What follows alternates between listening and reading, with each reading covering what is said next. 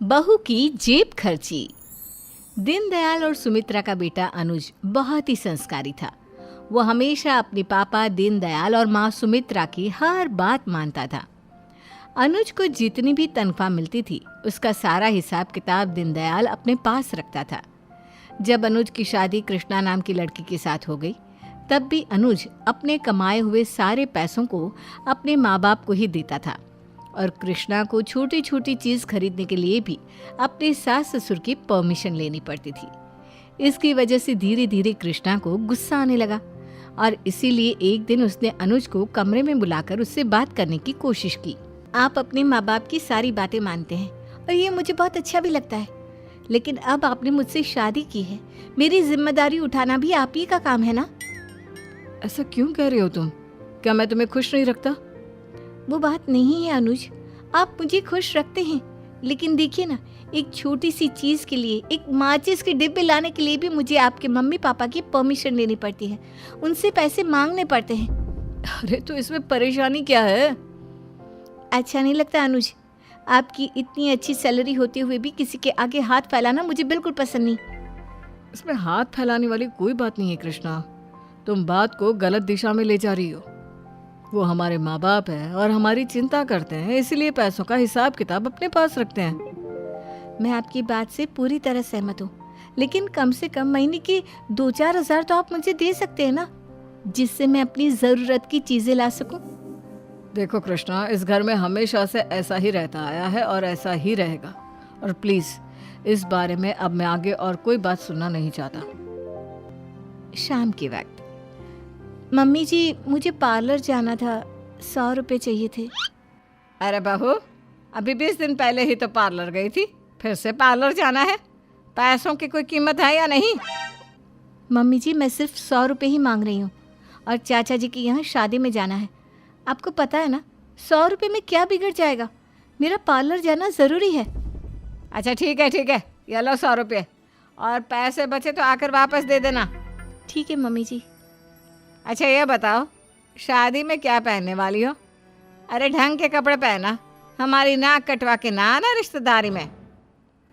Mummy जी सोच रही थी कल अनुज के ऑफिस की छुट्टी है तो उनके साथ जाकर शॉपिंग करके आ जाऊंगी। ठीक है, मैं तुम दोनों को कपड़े खरीदने के लिए जेब खर्ची दे दूंगा। 2000 तुम्हारे लिए हैं और 5000 अनुज के लिए।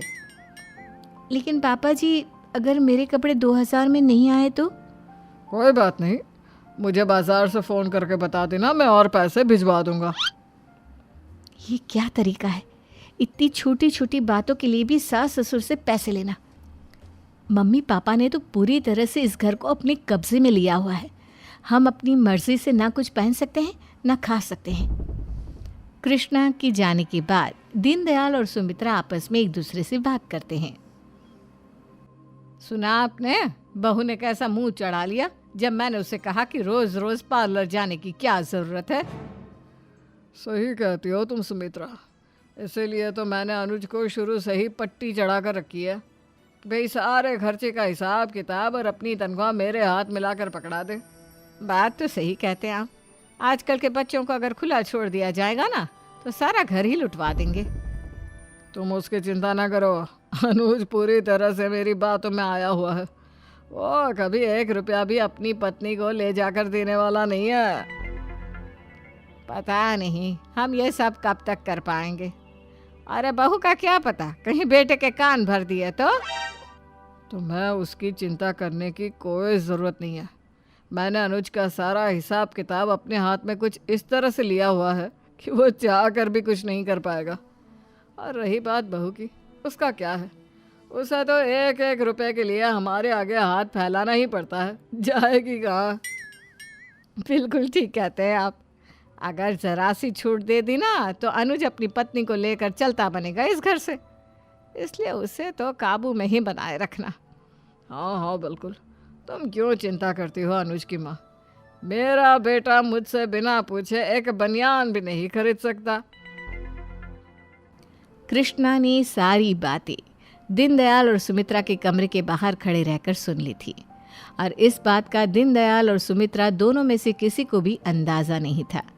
कृष्णा ने सोच लिया था कि वो अपने सास ससुर को उनकी इस हरकत के लिए सबक सिखा कर रहेगी। बस उसे एक मौके की तलाश थी।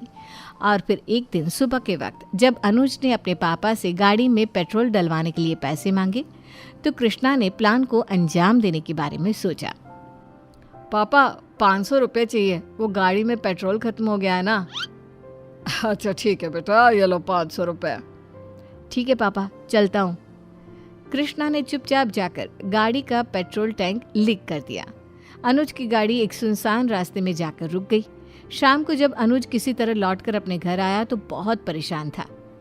अरे क्या हुआ बेटा, इतने परेशान क्यों लग रहे हो? और तुम्हारे कपड़ों पर इतने दाग किस चीज़ के लगे हैं? क्या बताऊँ मम्मी, गाड़ी का पेट्रोल टैंक लीक था। मैंने गाड़ी में 500 रुपये का पेट्रोल डलवाया, लेकिन गाड़ी सुनसान जगह पर जाकर बंद हो गई। अरे तो किसी मैकेनिक को फ़ोन करके बुलाना चाहिए था ना तुम्हें। क्या करता पापा, पैसे नहीं थे मेरी जेब में, किसी मैकेनिक को कैसे बुलाता? वो मुझसे पैसे मांगता और 500 रुपये मैंने आज आपसे एक्स्ट्रा लिए थे जो जेब खर्ची के थे, वो तो बाकी कामों में खर्च हो गए।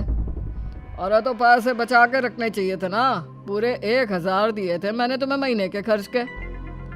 लेकिन पापा 1000 में महीने का खर्चा नहीं चलता, और जानते हैं ना, मैं ना तो ऑफिस पहुंच पाया और ना ही कोई काम हुआ, ऊपर से धक्के मारकर गाड़ी को घर तक लेकर आया, वो अलग। अब देखो बेटा, तुम्हारे पापा तुम्हारे पैसों का हिसाब किताब रखते हैं, यह कोई गलत बात तो नहीं है। जो भी जेब खर्ची तुम्हें मिलती है उसे बचा कर रखा करो। लेकिन मम्मी 1000 रुपये में आजकल के ज़माने में काम नहीं चलता। अच्छा, बड़ी बातें बनाने लगा है तू। लगता है शादी के बाद तेरी जुबान खुल गई है। इससे पहले तो तेरा काम चल जाता था 1000 रुपये में।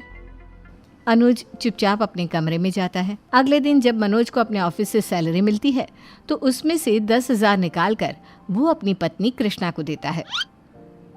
ये क्या अनुज, और ये पैसे मुझे क्यों दे रहे हैं? तुम ठीक कहती थी कृष्णा, थोड़े पैसे हमें अपने लिए भी बचा कर रखने चाहिए। ये पैसे तुम चुपचाप अपने पास रख लो। उस दिन मेरे पास जेब में जब 1 रुपया भी नहीं था, कितनी प्रॉब्लम हुई थी ये मैं ही जानता हूँ। मैं तो पहले से कहती थी, लेकिन चलिए कोई बात नहीं, देर आए दुरुस्त आए। अगले दिन सुबह के वक्त अनुज के ऑफिस जाने के बाद, कृष्णा बहू जरा इधर तो आओ। क्या हुआ पापा जी? अनुज ने मुझे अपनी तनख्वाह लाकर तो दे दी बेटा, लेकिन इस पे पूरे 10,000 कम है। जाओ जल्दी से ले आओ और वो 10,000 मुझे दे दो। लेकिन पापा जी, वो पैसे तो खुद अनुज ने मुझे दिए हैं। अरे हमें क्या पता तुमने चोरी कर लिया हो तो। मेरा बेटा तो सीधा साधा है, जैसी तनख्वाह मिली नहीं अपने पापा को लाकर दे देता है। चलो जल्दी करो और 10,000 लाकर हमें दे दो, हम तुम्हारी शिकायत नहीं करेंगे उससे। बस मम्मी जी, पापा जी, आपको शिकायत करने की ज़रूरत भी नहीं है। मैं सच कह रही हूँ, अनुज ने खुद मुझे वो पैसे लाकर दिए हैं।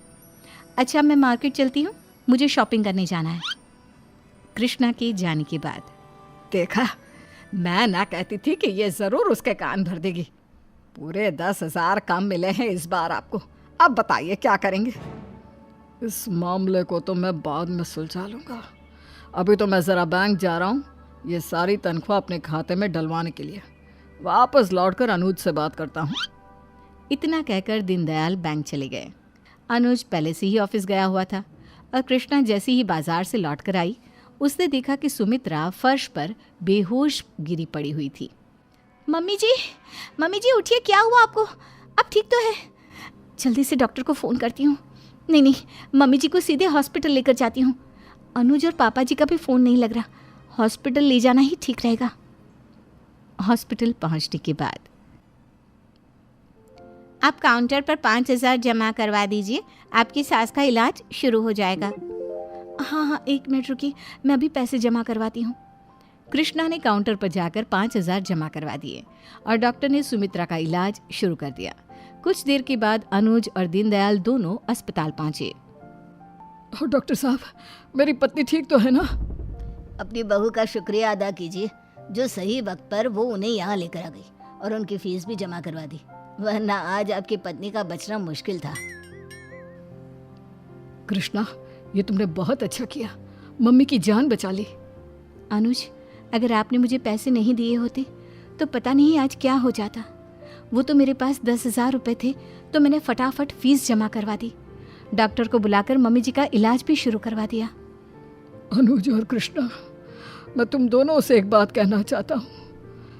मैंने तुम्हारी तनख्वाह और पैसों के मामले में कुछ ज़्यादा ही कब्जा किया हुआ था, लेकिन आज मुझे अपनी गलती का एहसास हो गया है। आज अगर बहू के हाथ में पैसे नहीं होते तो वो कैसे सुमित्रा को अस्पताल लेकर आती और उसका इलाज करवाती। मेरी गलती के लिए मुझे माफ़ कर दो बेटा।